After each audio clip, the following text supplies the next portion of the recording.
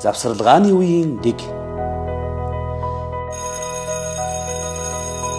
Хичээлийн завсарлагааны үеийн дэг журам нь сурагчид, багш нар сургуулийн орчныг зөв зохион байгуулж, аюулгүй, тайван, үр бүтээлтэй завсарлагааг бий болгоход тусалдаг.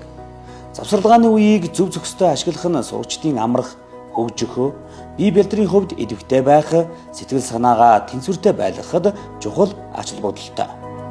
Дүрм 1. Завсарлагааны үеэр сурагчдын үйл ажиллагаа аюулгүй байх ёстой. Хүүхэд багчууд багш сурагчид та бүхэн коридор болон шатаар зурчихдаа баруун гарын дүрмийн баримтлагыг анхааруулж байна. Дүрм 2. Сургуулийн анги танхим орц гарцаар нэвтрэхдээ аюулгүй байдлаа шалгаж алхаж орно.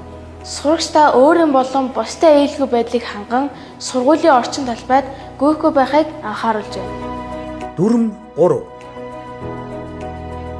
Сурагчдын хичээл хоорондын завсарлагааны үе 5 минут тул та энэ хугацаанд багтан бие засах, ус суух, биеийн чилээ гаргах, хичээлийг хэрэгслээ бэлдэх зэрэг дараагийн хичээлийн бэлэн байдлыг хангана. Дүрм 4.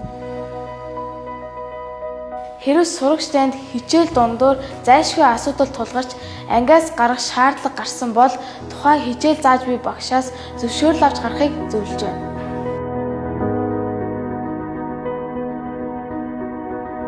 Зөв ухаалаг шин зам бэлэг сургуулийн сурагч танд баярлалаа.